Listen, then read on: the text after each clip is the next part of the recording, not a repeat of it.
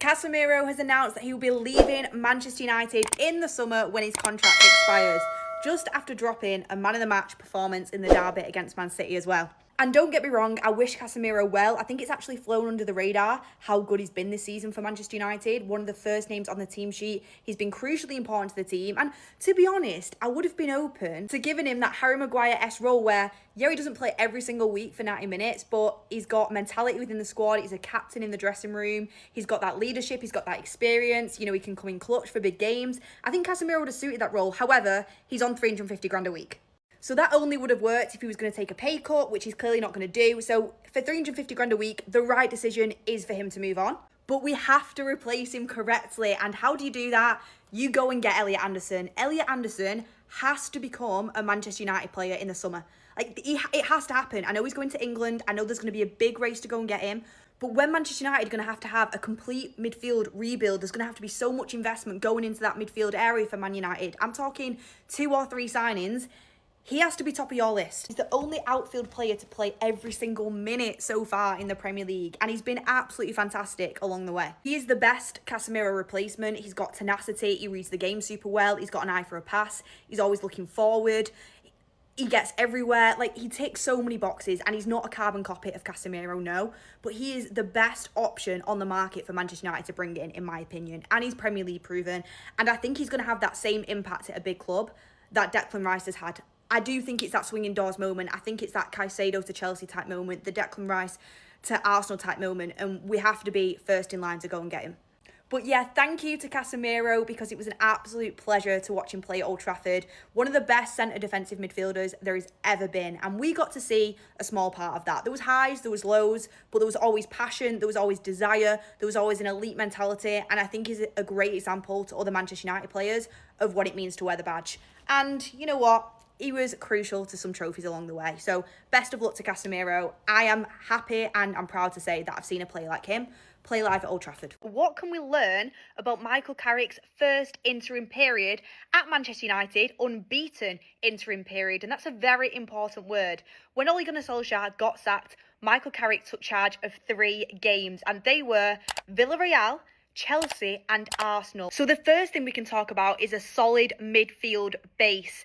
And I think we can expect from Carrick for him to shore up the midfield. Look, it's going to be hard with the squad he's got. He's not got a wealth of quality midfielders. However, in his time in charge the first time round, he did show tactical flexibility when it came to his midfield. He wanted a solid foundation. I mean, McFred was his go-to. It was also Ole Gunnar Solskjaer's go-to. But he wasn't afraid to show tactical flexibility, especially in the Chelsea game. As you can see, he played Matic, McTominay and Fred. 3 proper midfielders suffocating Chelsea's midfield, and ultimately it ended in a 1-1 draw, and Chelsea were expected to win that game. It was at Stamford Bridge and it was a 1-1 draw. We defended really well, our team shape was good, and it's because he added the extra midfield to suffocate Chelsea. And I won't be surprised if he decides to do that again. Under Erik ten Hag, under Ruben Amorim, I think we lost the sense of having a strong midfield that was hard to get through, hard to cut through, and a lot of that was most times we'd only play 2 out-and-out midfielders, sometimes even 1. Another thing we can expect from Michael Carrick is fearlessness. In his first game in charge, when the very easy option was to just play all the big names and the usual starting 11, he doesn't. Against Villarreal, a tough game, a very tough game away from home, by the way. Bruno Fernandes started that game on the bench, and Donny van de Beek started. Okay, yeah, he ended up coming off, but he trusted Donny van de Beek, and he put a player on the bench who plays every single minute for Manchester United. You had Martial at left wing. You had Jadon Sancho put into the mix, who hadn't had too much game time before Michael Carrick came in. And Jadon Sancho actually did really well under Michael Carrick. So if you can get him playing football, that's good news. And he wasn't afraid to put some big names on the bench. Marcus Rashford was on the bench. And I think in your first game in charge as interim manager, that shows some confidence. And it also shows, look, I know what I'm doing. I'm not going to take the easy route. And I'm not saying he dropped these players. He didn't drop these players because he played them in his other 2 games. But he rotated, he rested, he wasn't afraid when he could have just gone down the easy option. And it shows that he can use multiple players' strengths and weaknesses. Donny van de Beek completely left out in the cold.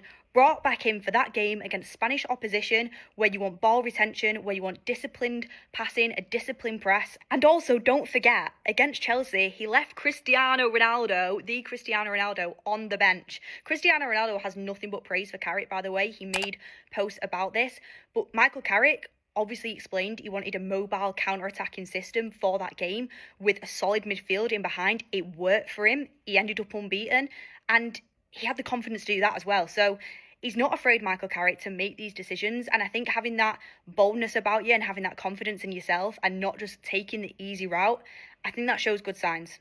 And then the third thing that I think we'll see from Michael Carrick is his ability to tactically adapt. In each one of his games as interim manager for Manchester United last time, he changed depending on the opposition. He adapted, he was tactically flexible, and it showed in each one of his lineups and the way that he approached the game, and it worked for him. So look, with Michael Carrick, he's not afraid to make big decisions, he's not afraid to change things, he's not afraid to bring in certain players because that's the way he thinks tactically the team will play better against certain oppositions. And look, I'm not coming in and saying he's going to be all the answers to Manchester United's prayers. Look, let's see how Carrick does. It's a big, big task. And like I say, I actually think the squad he had then was better. I mean, Cristiano Ronaldo, come on. But let's see what he can get out of this squad. Jadon Sancho probably had his best games in the United shirt under Michael Carrick. So hopefully he can unlock some potential within that squad, and we can see Michael Carrick winning games and giving us some good football from now until the end of the season. So Carrick is confirmed as interim manager, but that leads me to think about our January window, because obviously even when Amram was in charge, we heard that there was no plans for purchasing any players in January, which first of all raises a ton of alarm bells because we need midfield so badly. Even just one midfielder can make a whole lot of a difference, I feel like, for the rest of the season. But do you think that that's a lie? Do you think that we will be doing a signing in January? Because I have a feeling that there's going to be a panic buy toward the end of the window.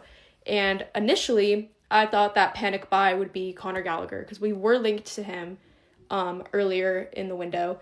And obviously, he's gone off to Tottenham. So that probability is out. So, I don't know, you guys. I feel like we need somebody. So, if we did panic buy, I wouldn't be opposed to it, but it just depends who, because I feel like Conor Gallagher was not a player that would be at the top of my list, but he would have been someone that could be important to the team, considering that we do need some help in the midfield, and there's been injuries and all of that stuff. So I don't know. Let me know what you guys think. Who do you think we will panic buy if we do? And will we sign anybody at all? Because there's also a high chance of that as well. So guys, Casemiro is leaving Manchester United. This will be his last 4 months as a Red. He will always be a Red Devil. Thank you for the magic. Thank you for your experience. Thank you for your finesse. Thank you for your passion. Thank you for always trying to put your best foot forward in that Manchester United jersey. I wish him nothing but the best for his future, and thank you for bringing the magic to Manchester United. He had moments, guys. He had magical moments. So shout out Casemiro. Thank you, and wish you nothing but the best for the future, my guy.